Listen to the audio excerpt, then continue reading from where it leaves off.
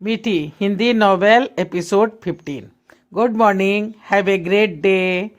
Hello India. बड़ों को ढेर सारा प्रणाम, छोटों को ढेर सारा प्यार, और मेरे सारे सब्सक्राइबर कैसे हैं आप सबको ढेर सारा राम राम।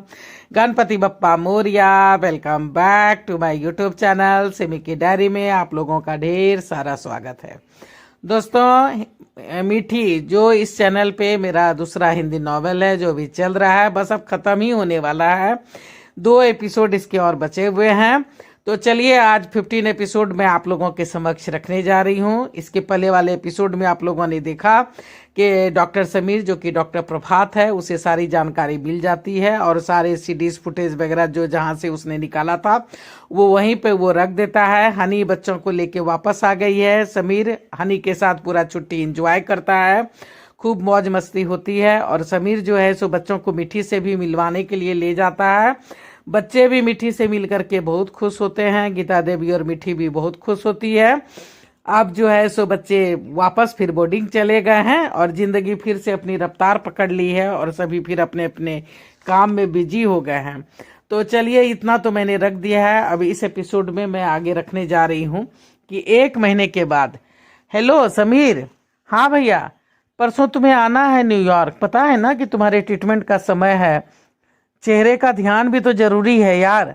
अब इन सब की कोई जरूरत नहीं है भैया। क्यों? मैं कोई रिस्क नहीं ले सकता, आखिर जमाई हो भाई। मैं बाद में बात करता हूँ भैया, मुझे मीटिंग में जाना है। अच्छा ठीक है। रात के 12 बजे रमन बड़बड़ा उठा। चेहरा तो उसका बिल्कुल ठीक है, तरोताजा भी है। शायद चेहरे का ढांचा भी सेम होने के कारण, पर दवाइयाँ अगर नहीं दी तो। वैसे भी मैं भूल गया था, पता नहीं कितने दिनों से दवाइयाँ नहीं दिया हूँ। डैड से बात करना होगा। क्या सोच रहे हैं आप? तभी रीटा की आवाज़ सुन वो चौंक उठा। नहीं कुछ नहीं, बस ऐसे ही मैं डैड से बात करके आता हूँ।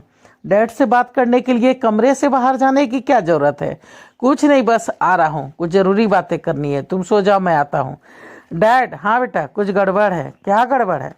मैंने आज कहा समीर को आने के लिए, इलाज के लिए। अरे हाँ, 3 महीने से ऊपर हो गए शायद। हाँ, पर उसने मना कर दिया। मना कर दिया? पर क्यों? पता नहीं, कुछ बकी बकी बातें कर रहा था। डैड मुझे कुछ गड़बड़ लग रही है, कहीं उसे कुछ याद तो नहीं आ गया? याद आ गया? क्या पिछले बार तुमने याद की दवाई नहीं दी थी? पता नहीं डैड, मुझे कुछ भी याद नहीं आ रहा है। शायद मुझसे गलती हो गई है। क्या? पर ऐसा कैसे हो सकता है? फिर वो तो बिल्कुल ठीक है, उसे देख करके तो ऐसा नहीं लग रहा है। पर डैड उसने कहा था कि उसे दवा की ज़रूरत नहीं है, वो आपसे बात करेगा। क्या?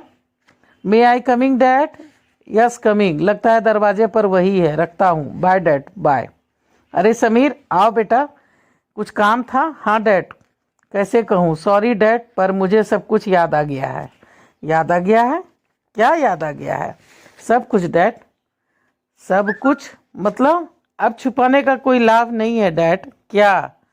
हाँ आप बैठिए।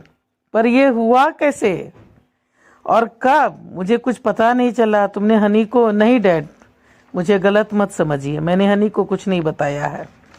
मुझे 6 महीने पहले ही जब मैं मिठी से मिलने गया था और 3 दिन तक बेहोश रहा था, उसी वक्त सब याद आ गया था। कुछ यादें बाकी थी तो वो मैंने पता कर लिया।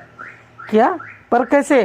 प्रभात ने सारी कहानियाँ, फोटो, एल्बम, सारी बातें A to Z doctor SP Kapoor को सुना दी। डॉक्टर कपूर बोले अब क्या डैड? सब ठीक है, मैंने आपको माफ़ कर दिया है और ढेर सारे थैंक्स मुझे नई ज़िंदगी और खुशियाँ देने के लिए। पर एक बात है। क्या? मुझे मेरी पत्नी और माँ मिल गई है और मैं कभी कभी उनसे मिलने भी जाता हूँ। क्या? हाँ, सच पूछो तो उन दोनों को देखने के बाद से ही मेरी याददाश्त धीरे धीरे वापस आने लगी थी। अब हनी का क्या होगा? तुम तो शादीशुदा निकले, मैं तो तुम्हें अनमैरिड समझता था। सिर्फ शादीशुदा ही नहीं हूँ डैड, बल्कि एक माँ का बेटा भी हूँ। पर क्या किया जाए अब? कुछ नहीं डैड, मैंने सोच लिया है। यहाँ घर पर तो मैं किसी को भी नहीं बताऊंगा, पर मैं अपनी माँ और मिठी से अब कुछ नहीं छुपाना चाहता। पर यह कैसे संभव है?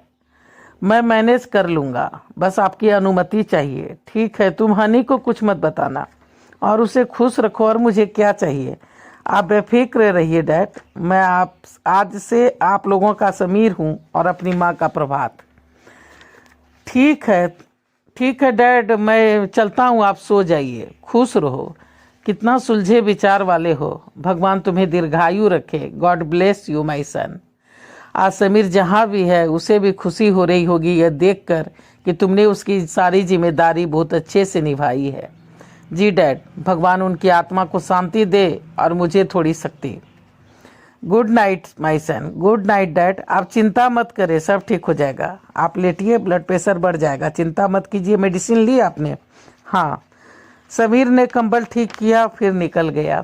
वादे के मुताबिक प्रभात ने घर में किसी को भी, खासकर हनी को भी कुछ नहीं बताया था, पर उसने डिसाइड कर लिया था कि अब वो माँ और मीठी को सब बता देगा। दूसरे दिन शाम में हॉस्पिटल से सारी ड्यूटी निभा लेने के बाद वो एक मॉल पहुंचा और मॉल से ढेर सारे तोहफे खरीदे और फिर मीठी के घर पहुंच गया। गीता देवी ने दरवाजा खोला था, समीर को देख करके चहक उठी। अरे समीर, आ बेटा आ। मीठी देख, समीर आया है। आई माँ, आ बैठ, मैं तेरे लिए पानी लाती हूँ। जी। समीर के पानी पीते पीते मीठी भी ऊपर से नीचे आ गई थी। अरे ये सब क्या है? आप लोगों के लिए कुछ तोहफे हैं। अच्छा, और ये मेकअप किट क्यों?